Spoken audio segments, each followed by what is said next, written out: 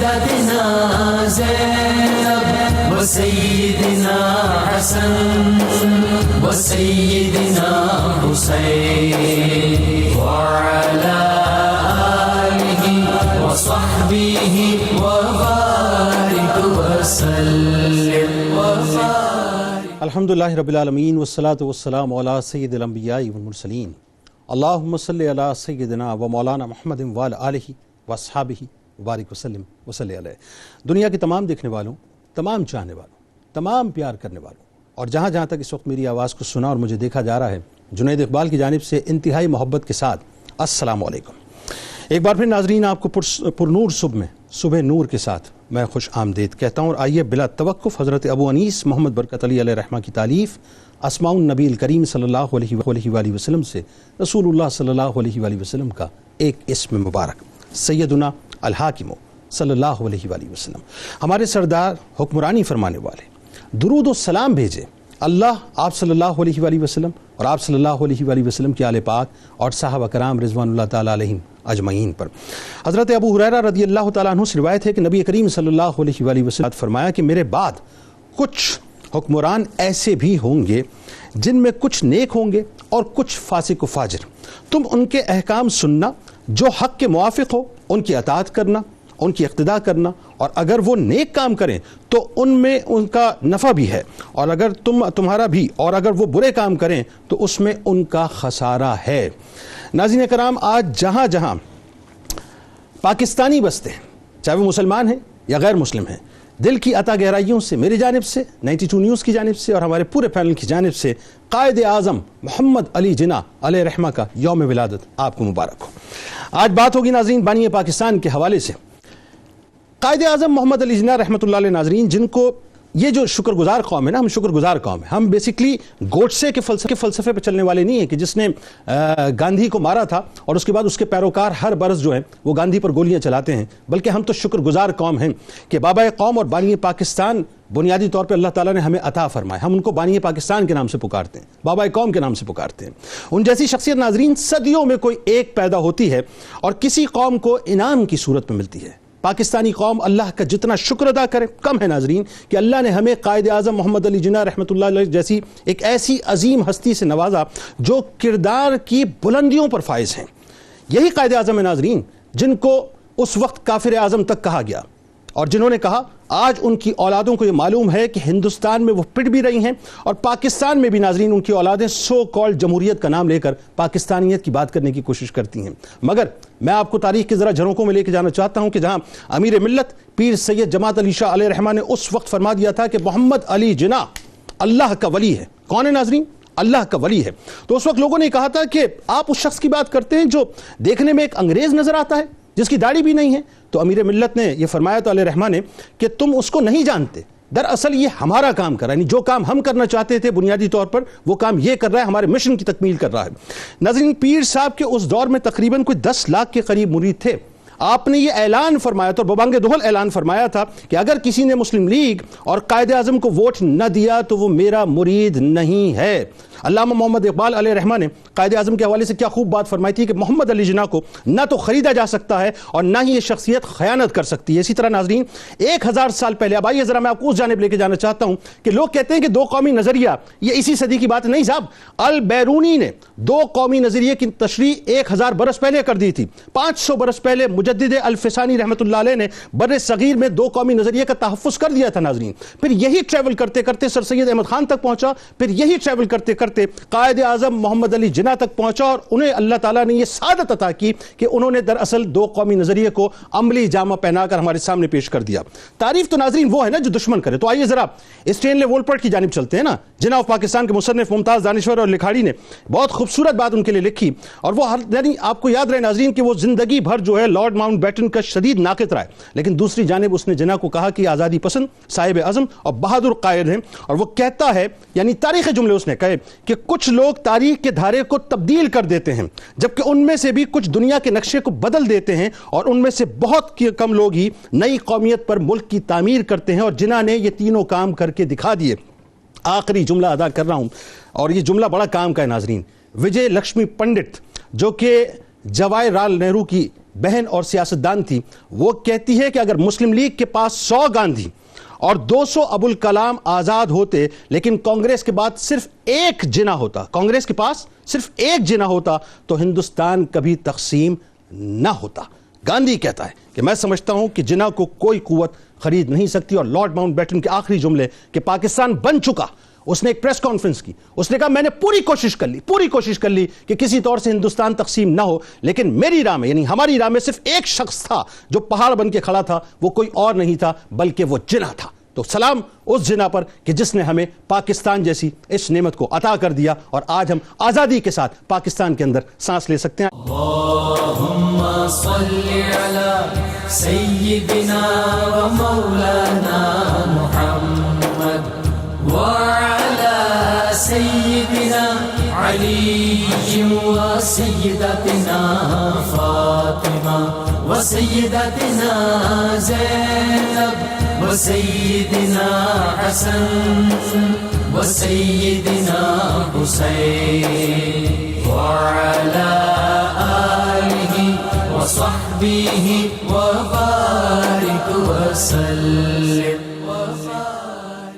اللهم صل على سيدنا ومولانا محمد وعلى سيدنا علي وسيدتنا فاطمة وسيدتنا زينب وسيدنا حسن وسيدنا حسين وعلى آله وصحبه وبارك وسلم۔ قائد اعظم محمد علی جناح علیہ رحمہ کا جو ابتدائی تعارف ہے 1876 خاندانی پس منظر، تعلیم و تربیت، آغاز کرتے ہیں وہاں سے۔ بسم اللہ الرحمن الرحیم، مولا صلی وسلم دائما ابدا علی حبیبک خیر الخلق کلہم۔ سب سے پہلے تو میں 92 کو مبارکباد دوں گا، جنید بھائی آپ کو مبارکباد کہ ایک ایسی شخصیت پر ہم پروگرام کرنے جا رہے ہیں یا گفتگو کرنے جا رہے ہیں جس کی تعریف ملت اسلامیہ نہیں بلکہ غیر مسلم کرتے ہیں۔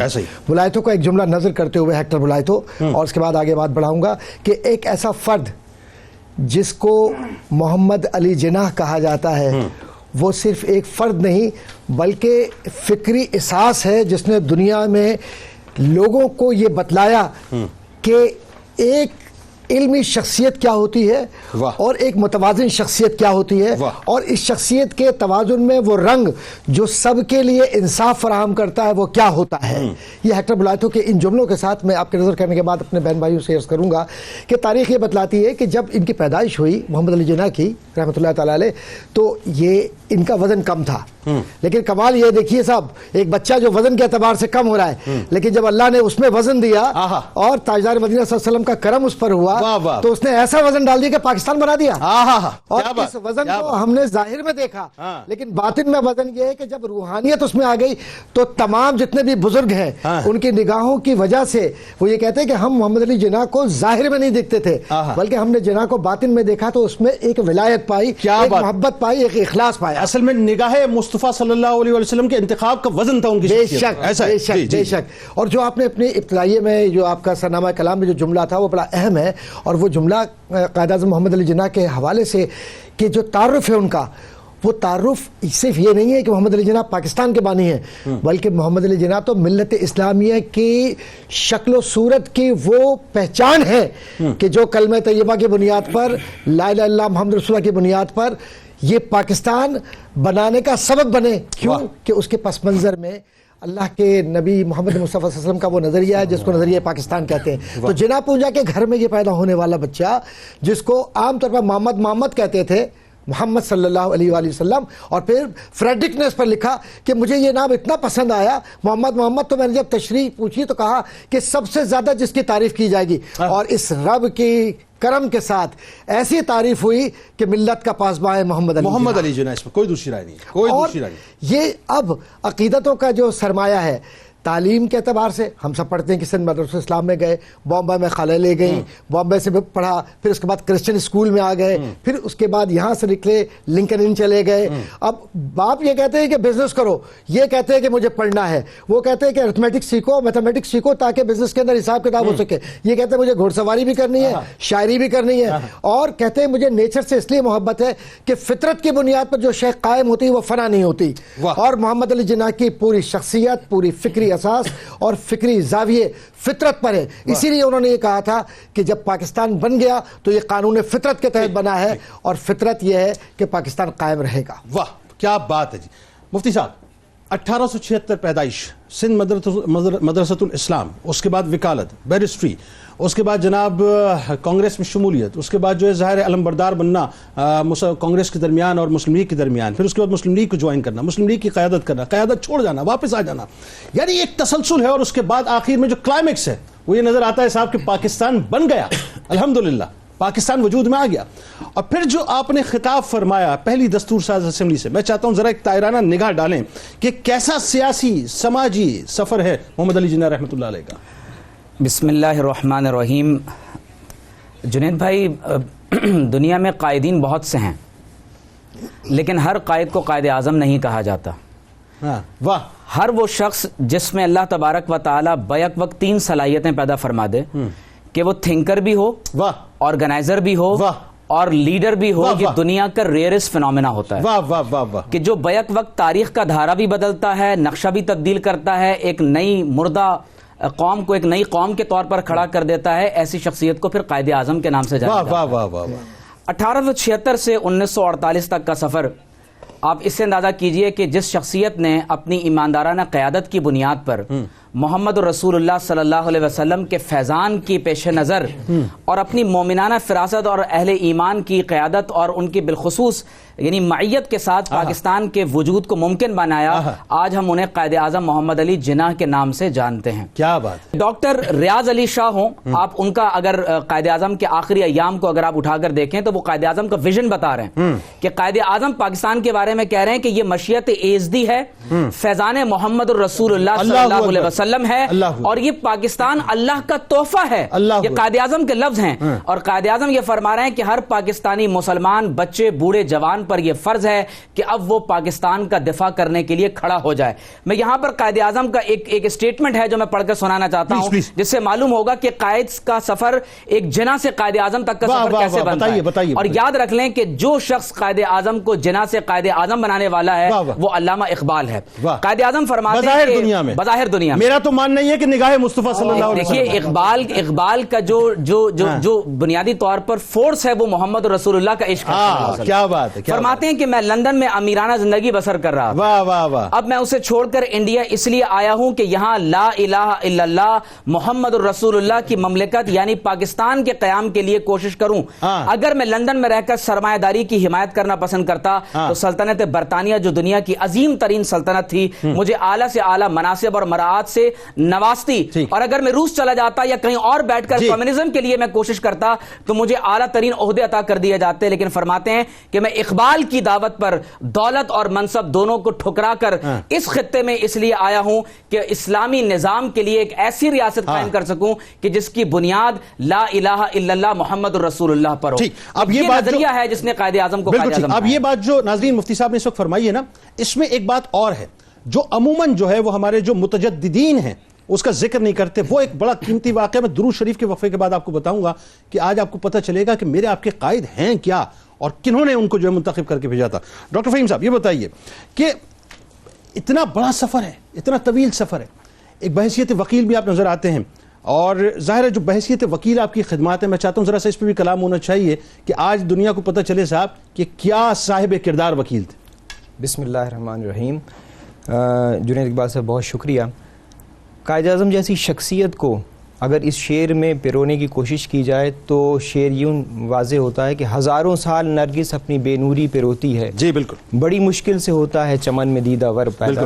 اللہ رب العزت نے بر صغیر کے پاک و ہند کے مسلمانوں کو ایک ایسی نعمت سے نوازا جس کو جیسے ابھی پینلسٹ نے فرمایا کہ ان پر فیضان مصطفیٰ بھی ہے اور فیضان علی کا بھی اثر اس کے اندر سبحان موجود ہے. اللہ سبحان. محمد و علی کے ساتھ جو ان کو منسلک کیا ہے تو ان کا فیضان کیسے نہیں آئے گا.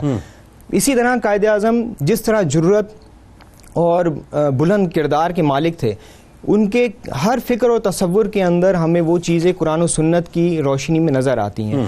قائد اعظم نے پاکستان کا جو مقدمہ جس انداز سے لڑا اور بر صغیر پاک و ہند کے ان مسلمانوں کو جن کو شاید قائد اعظم کی زبان بھی سمجھ نہیں آتی تھی, لیکن وہ قائد اعظم کی ہر اس بات پر لبیک کہتے تھے جو قائد اعظم فرما رہے ہوتے تھے. یہ ان کے ساتھ کمٹمنٹ, ان کے ساتھ محبت اور عشق کا جذبہ تھا. تو قائد اعظم نے کے جو نظریات تصورات جو جس انداز سے قائد اعظم نے پیش کیے وہ ہمیں 1973 کے آئین میں نظر آتے ہیں جو کہ ریزولوشن کی بنیاد ہے, اور اس کے اندر ریزولوشن کے اندر قائد اعظم کے فکر اور تصورات کا پورا عملی دخل موجود ہے. اس کے اندر اگر آپ دیکھتے ہیں تو قائد اعظم جس جمہوریت کے قائل تھے اس کے اثر ہمیں نظر آتا ہے, اور قائد اعظم چاہتے تھے کہ ایک ایسی منتخب پارلیمنٹ ہو جو عوامی نمائندوں کے ذریعے ہو اور انہی کے ذریعے پاور اور اتھارٹی جو ہے امپلیمنٹ کی جائے.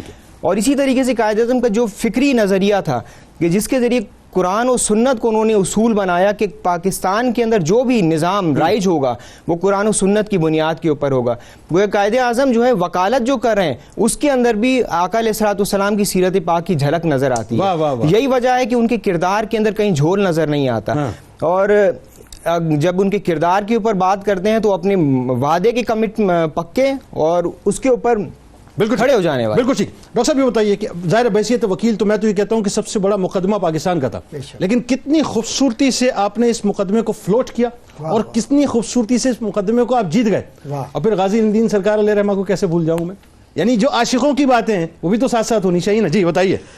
اصل میں بات یہ ہے کہ محمد الجناح رحمۃ اللہ تعالیٰ علیہ کو لوگوں نے ظاہر میں دیکھا, لیکن جو علماء ہیں اور خاص طور پر تحریک پاکستان میں جو نظر آتے ہیں ان میں میرے استاد محترم حضرت علامہ شاہ عبدالحمید بدائنی صاحب رحمۃ اللہ تعالیٰ, میں نے اقتصاب فیض کیا براہ راست ان سے پڑھا, تو وہ فرمایا کرتے تھے جناح کو لوگوں نے ظاہر میں دیکھا, ہم نے انہیں عشق مصطفیٰ میں ڈوبے ہوئے دیکھا. اللہ اکبر. اور عشق کی وہ منزلیں ہیں کہ جب کہیں مشکل ہوتی تو ہم نے یہ دیکھا کہ وہ ایسے نگاہ اٹھا کر مدینے کی طرف دیکھتے اور کہتے کہ آپ مدد فرمائیے. اب یہ کتابی باتیں ہمارے یہاں جو پڑھائی جاتی ہیں جناح رحمۃ اللہ تعالیٰ علیہ کے لیے, وہ اس بات کو بھول جاتے ہیں کہ اقبال اور جناح کو ظاہر میں مت دیکھو, اقبال اور جناح کو عقیدت مصطفیٰ کے ساتھ اس طرح دیکھو جیسے مدینہ چاہتا ہے. اچھا ایک بات اور یہاں پہ ایک بات اور سوال پیدا ہوتا ہے, ذرا کلیئرٹی اس کی بھی دے دیں کہ لوگ کہتے ہیں صاحب یہ رائٹسٹ ونگ نے 1935 کے بعد کے جناح کو اٹھا لیا, جو لیفٹسٹ ونگ تھا جو سیکولر سے انہوں نے 35 سے پہلے کے جناح کو اٹھا لیا, یعنی 35 سے پہلے ٹائی کوٹ والے جناح کو کوٹ کرتے ہیں اپنے مطلب کے لیے, جو 35 کے بعد کے جناح ہیں شیروانی والے وہ رائٹسٹ ونگ اپنا کوٹ کرتے ہیں. جناح تو 35 سے پہلے بھی ہمارے ہیں, 35 کے بعد بھی ہمارے ہیں, اور جناح ہمیشہ ہمارے ہیں. کیا کہیں؟ اصل میں بات یہ ہے کہ بالکل آپ نے صحیح فرمایا کہ جنید بھائی معاملہ یہ ہے کہ ہم نے لباس میں ڈھونڈا ہے وہ عشق میں نظر آتا ہے, ہم نے مجاز میں دیکھا وہ حقیقت میں نظر آتا ہے, ہم نے قرآن میں ڈھونڈا وہ قرأت میں نظر آتا ہے, ہم نے روح میں دیکھا وہ روحانیت میں نظر آتا ہے. تو پاکستان کا مقصد بیان کرتے ہوئے اقبال نے جو بات کہی تھی اس کو میں حضرت علامہ اقبال رحمۃ اللہ تعالیٰ کی فکر کو رومی سے اور رومی سے اقبال, اقبال سے محمد علی جناح, یہ ایک سفر ہے, اور اس تسلسل میں ہم یہ دیکھتے ہیں کہ نظریہ پاکستان کہیں معدوم نہیں ہے, اور یہ روحانیت کا معاملہ ہے. اور اس پر ہی علامہ اقبال رحمۃ اللہ تعالیٰ نے فرمایا تھا کہ میری شاہین کے تصور کو سمجھنا ہے تو ان سے سمجھو کہ جو ملت اسلامی کی خدمت کے لیے معمور کیے گئے ہیں. اور یہ کون کس کی جانب اشارہ تھا؟ خطبہ الہ آباد 1930 کے اندر اگر وہ بات کرے میری خواہش ہے, تو وہ خواہش کیا ہے کہ خواہش کی تکمیل کون کرے گا؟ جناح کرے گا. اور بلائے کس کو جائے گا؟ جناح کو بلایا جائے گا. نہ اقبال خود بول رہا ہے نہ جناح خود بول رہا ہے, دونوں میں مصطفیٰ بول رہا ہے. بھائی سبحان اللہ. آج اگر کوئی شخص کہے کہ احمد قادری تم ٹائی لگا کے کوٹ پہن کے یہ گفتگو کر کے یہ سیکولرزم کی بات کرنے کے بجائے تم نے تو جناح کو ملا بنا دیا, مولوی بنا دیا. مولوی ہرگز نہ شد مولا روم. ارے سارا علم تو ان علماء کے قدموں کے اندر ہے جس علم کے لیے کہ انا مدینۃ العلم والی ہوں بابوہا, اور اس دروازے سے اکتساب فیض کرتے ہوئے یہ کہتے ہیں جناح کہ مجھے جو فیض ملا ہے وہ اللہ اور اس کے نبی صلی اللہ علیہ وسلم کے کرم سے ملا ہے, اسی لیے میرے نام کے ساتھ محمد بھی ہے اور علی بھی ہے. اللہم صلی علی سیدنا و مولانا محمد وعلی سیدنا علی و سیدتنا فاطمہ و سیدتنا زینب و سیدنا حسن و سیدنا حسین وعلی آلہ وصحبه وبارك وسلم اللهم صل على سيدنا ومولانا محمد وعلى سيدنا علي وسيدتنا فاطمة وسيدتنا زينب وسيدنا حسن وسيدنا حسين وعلى آله وصحبه وبارك وسلم.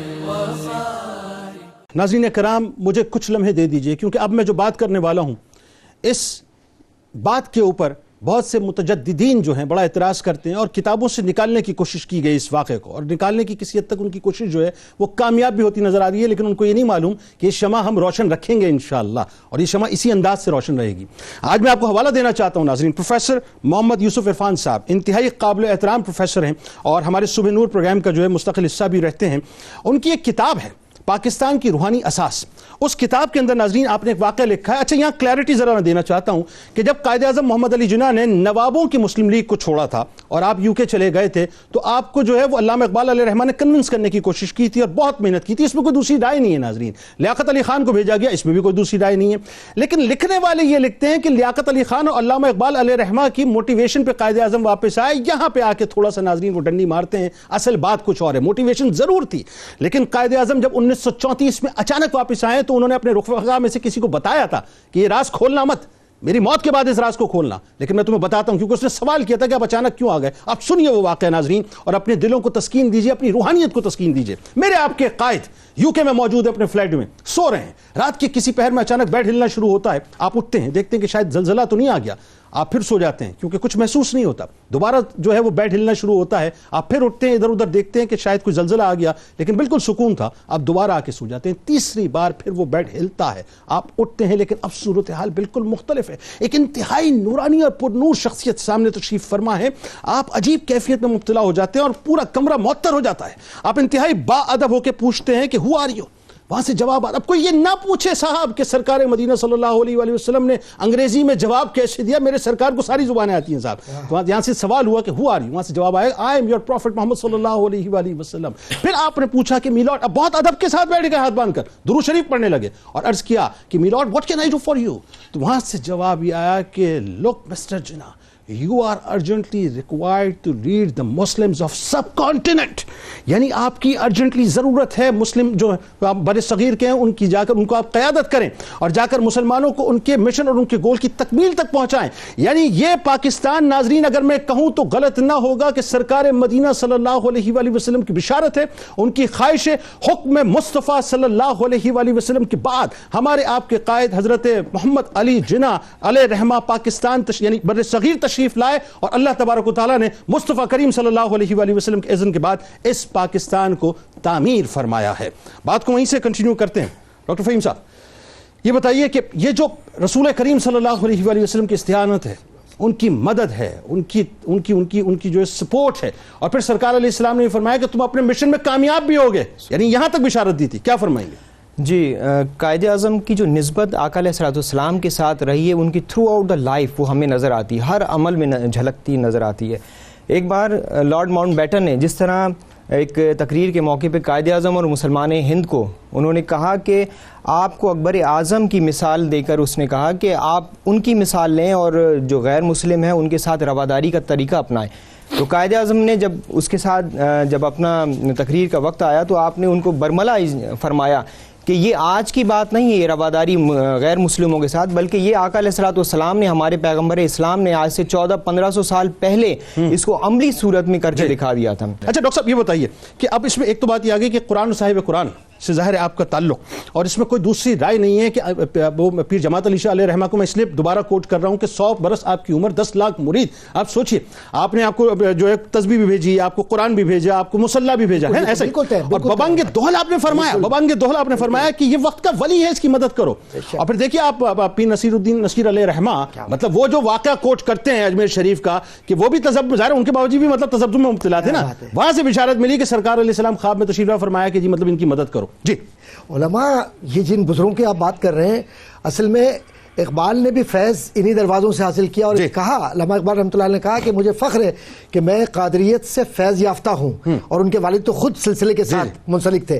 معاملہ یہ کہ جو روحانیت پر یقین رکھتے ہیں، ابھی فہیم صاحب نے جو بات کہی تھی عشق کی، اور آپ نے بھی جو بات کی، قبلہ ڈاکٹر صاحب بھی بات کر رہے ہیں، سب کا معاملہ ایک ہی ہے۔ ہمیں صرف ایک بات کی اپنے ذہن میں واضح طور پر ایک بات اپنے ذہن میں رکھنی چاہیے، اور وہ بات کیا ہے کہ قائد اعظم محمد علی جناح کی شخصیت سیاسی، سماجی، معاشی، معاشرتی اور استدلالی، استقرائی، استخراجی مکاتب فکر کو یکجا کر کے ایک عاشق کی شخصیت نظر آتی ہے۔ اقبال کو جو لوگ سمجھ نہیں پاتے نا تو وہ کہتے ہیں بہت مشکل ہے۔ قائد اعظم کو جو سمجھ نہیں پاتے کہ ٹائی کوٹ، کوئی کہتا ہے کہ جیسے اب ٹائی کوٹ تو میں نے نہیں پہنا ہوا ہے، لیکن کوٹ اور ٹائی سے نہیں ہوتا، معاملہ اندر کے اس انسان سے ہوتا ہے۔ اب علامہ اقبال رحمۃ اللہ تعالیٰ نے جمہوریت کی تعریف کی، اسی طریقے سے لارڈ ماؤنٹ بیٹن نے بھی تعریف کی، فلاں نے بھی کی، لیکن جب ہم قائد اعظم محمد علی جناح کی بات کرتے ہیں تو آپ نے کہا ہے ہر جگہ تقریباً کوئی 70 جگہ پر جمہوریت کا لفظ استعمال کیا ہے، اور ڈیموکریسی کی تقریباً کوئی 52 شاخیں ہیں۔ پولیٹیکل سائنس کا پروفیسر میں تھوڑا بہت پڑھاتا ہوں، لیکن کس خوبصورتی کے ساتھ جب بات کی ہے، وہ یہ کہتے ہیں کہ جب آپ جمہوریت کی بات کرتے ہیں تو مجھے شبہ ہوتا ہے کہ آپ نے اسلام کا مطالعہ نہیں کیا۔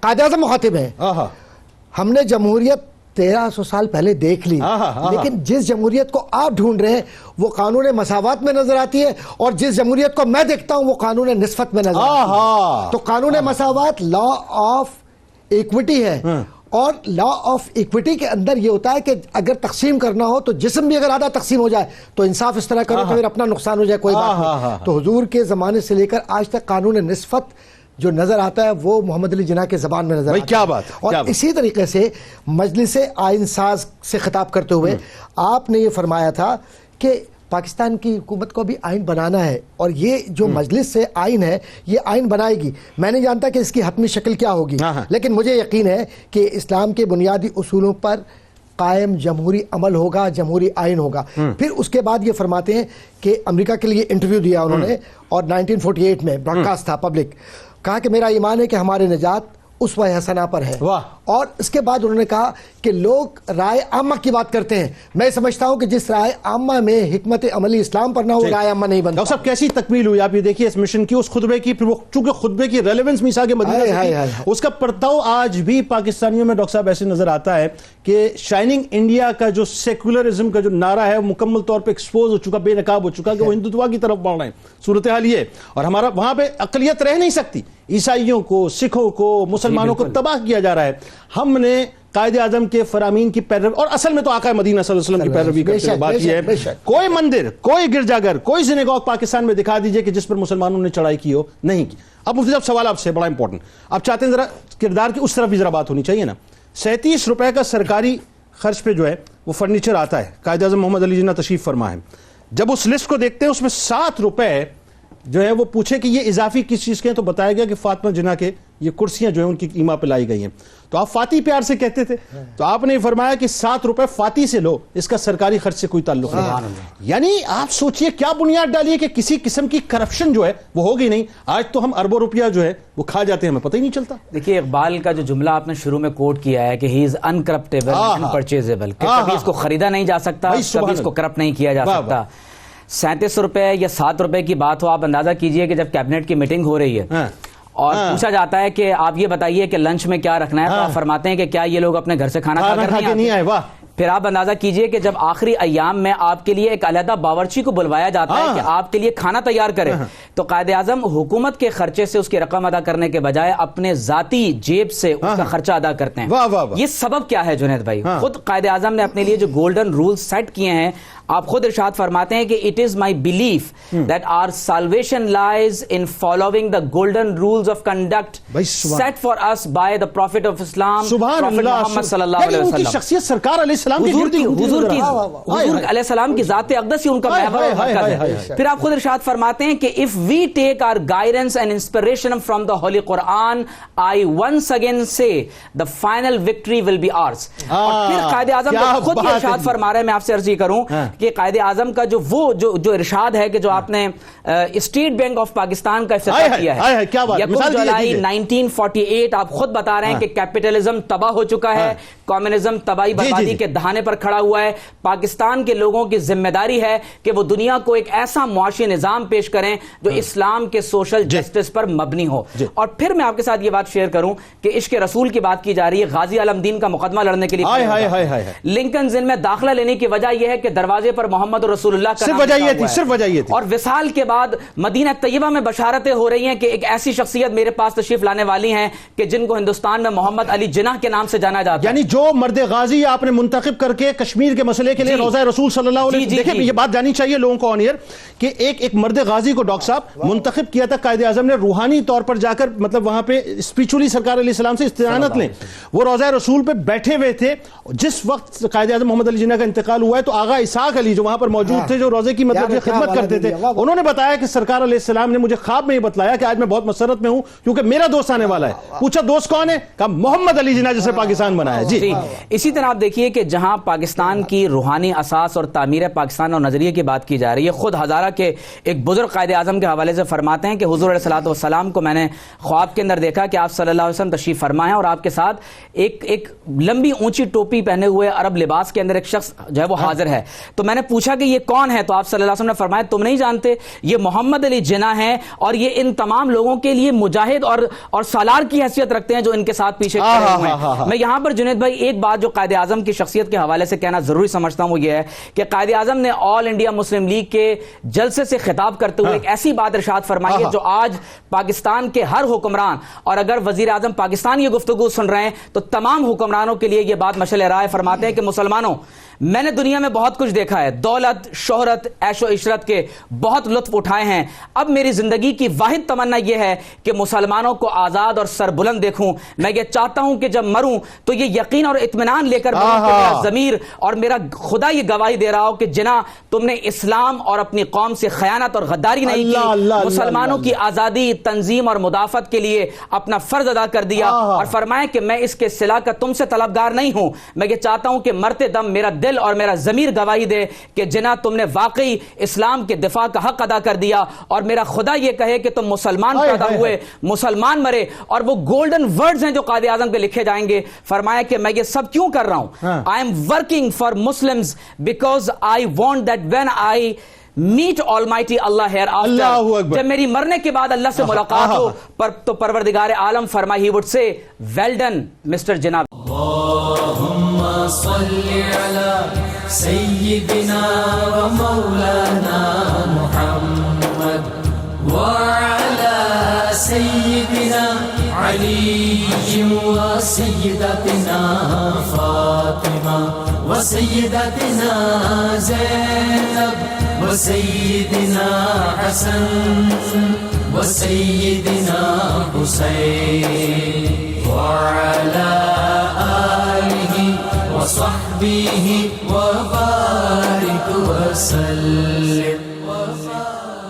اللهم صل على سيدنا ومولانا محمد وعلى سيدنا علي وسيدتنا فاطمة وسيدتنا زينب وسيدنا حسن وسيدنا حسين وعلى آله وصحبه وبارك وسلم. اتنی بڑی شخصیت ہے, اتنا بڑا ایک سیاسی کیریئر ہے اور اتنے نشیب و فراز ہیں کہ ہم حق ادا نہیں کر سکتے. لیکن وہی بات ہے کہ پاکستان بننا تھا, پاکستان بن گیا بطور گورنر جنرل.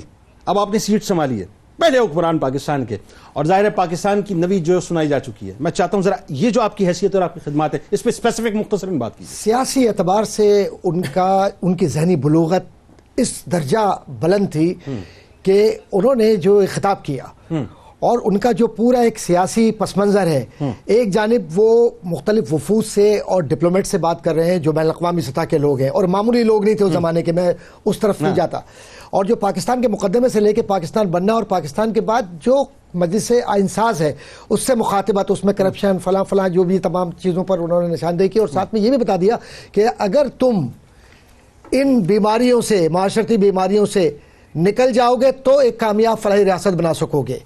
پھر اس کے بعد سیاسی عدل و انصاف کے متعلق انہوں نے ایک بات کہی تھی کہ وہ معاشرہ کبھی ترقی نہیں کر سکتا، وہ سیاسی معاشرہ جس کو پولیٹیکل کلچر کے نام سے انہوں نے تعبیر کیا، کہ جس میں لوگ اونچ نیچ کی بنیاد پر فیصلے کریں اور جس معاشرے کے اندر ناانصافی ہو.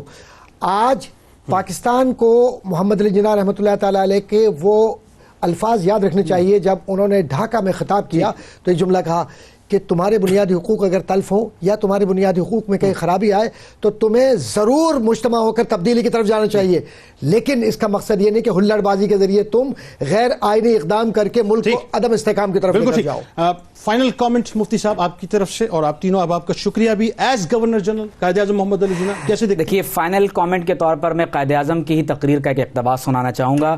1948 19 فروری کو آسٹریلیا کے لوگوں سے نشری خطبے میں ارشاد فرمایا ایز گورنر جنرل فرماتے ہیں کہ کوئی بھی شخص سوال کر سکتا ہے کہ 1000 مائل کا سفر ہے مشرقی اور مغربی پاکستان، آخر وہ کون سی قوت ہے جس نے ان دونوں جغرافیائی اعتبار سے مختلف خطوں کو جوڑ کر رکھا ہوا ہے. فرماتے ہیں کہ there is faith in Almighty God. Pakistan لا الہ الا اللہ محمد الرسول اللہ کے کلمے پر قائم ہوا ہے، اور یہ صرف پاکستان کا مطلب نہیں، پوری کائنات کا مطلب لا الہ الا اللہ محمد الرسول اللہ ہے. ضرورت اس امر کی ہے کہ قائد اعظم جو بات فرما رہے ہیں کہ پاکستان اسی کلمہ طیبہ کے نام پر جوڑ کر رکھا جا سکتا ہے، ضرورت اس امر کی ہے کہ اسی نظریے کو دوبارہ زندہ رکھا جائے اور قائم رکھا جائے. بہت شکریہ جی، بہت شکریہ آپ تینوں احباب کا، آپ تشریف لائے.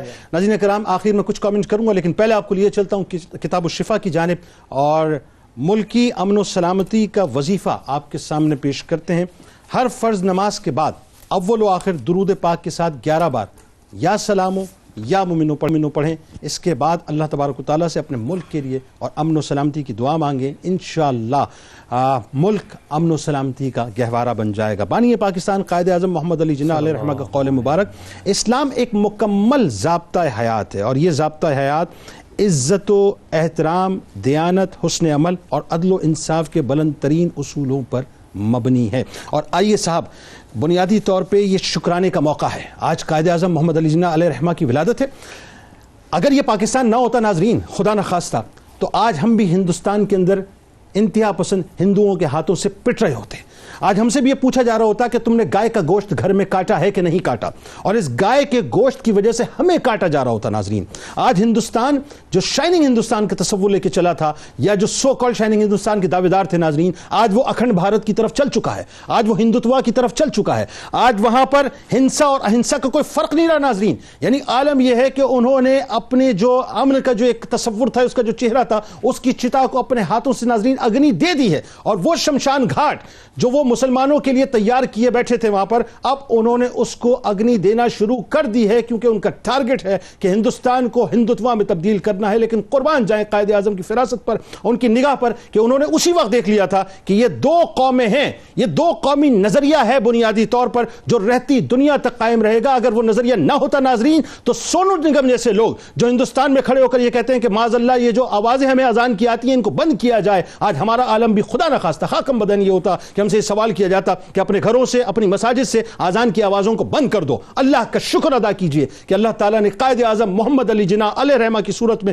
وہ قیادت ہمیں عطا کر دی جو منظور مصطفیٰ صلی اللہ علیہ وآلہ وسلم ہے، جن کو بشارت مصطفیٰ صلی اللہ علیہ وآلہ وسلم عطا ہوئی، جن کو حکم مصطفیٰ صلی اللہ علیہ وآلہ وسلم عطا ہوا، اور جن کو اللہ تبارک و تعالیٰ نے اس پاکستانی قوم کی قیادت کے لیے بھیجا کہ آج ہمیں اللہ تعالیٰ نے پاکستان جیسی نعمت قائد اعظم محمد علی جناح علیہ رحمہ کے توسط سے عطا کر دی. اور کیوں نہ کہوں ناظرین، یہ جملہ مجھے کہنے دیجئے، بات عشق کی اور محبت کی ہے کہ جب میں قائد اعظم محمد علی کہتا ہوں تو میری نسبت اس طرف چلی جاتی ہے کہ جب دو نام ہو، یعنی ایک نسبت محمد صلی اللہ علیہ وآلہ وسلم ہو اور نسبت مولا کائنات ہو، تو پھر اللہ تعالیٰ نے ہم پہ یہ کرم ہی تو کیا ہے کہ دو ناموں کی نسبت کے سائے میں اللہ تعالیٰ نے ہمیں پاکستان عطا کر دیا ہے. اللہ تعالیٰ پاکستان کا، ہمارا، ہم سب کا حامی و ناصر ہو. اس پاکستان کے لیے دعا کیجئے، اس پاکستان کے ساتھ سنسیئرٹی پیدا کیجئے، اس کے چپے چپے کی حفاظت کیجئے، اور قائد اعظم کو تقسیم مت کیجئے. صاحب، یہ 35 کے بعد کے قائد اعظم اور 35 سے پہلے کے قائد اعظم نہیں ہے. یہ قائد اعظم ہمارے قائد اعظم ہیں، یہ پاکستان کے قائد اعظم ہیں، یہ رسول اللہ صلی اللہ علیہ وآلہ وسلم کے غلام ہیں. آئیے جناب، اس نعرے کا وقت ہے کہ جس نعرے کو میں دو قومی نظریہ کہتا ہوں. ہمارے اسکالرز موجود ہیں دنیا میں جہاں جہاں میں دیکھا اور سنا جا رہا ہے. آئیے مل کے نعرہ لگاتے ہیں. اور آج تو بنیادی طور پہ سلام پیش کرنا ہے اس قائد کو کہ اے قائد تیرا احسان ہے, بے شک تیرا احسان ہے, یوں دی ہمیں آزادی کہ دنیا ہوئی حیران. اے قائد اعظم تیرا احسان ہے, تیرا احسان. اس دعا, اس امید, اس یقین کے ساتھ اجازت دیں کہ لا یؤمن احدکم حتی اکون احب الیہ من والدہ وولدہ والناس اجمعین. اللہ تعالیٰ آپ کا, ہمارا, ہم سب کا حامی و ناصر. اللہ حافظ. اللهم صل على سيدنا ومولانا محمد وعلى سيدنا علي وسيدتنا فاطمة وسيدتنا زينب وسيدنا حسن وسيدنا حسين وعلى وصحبه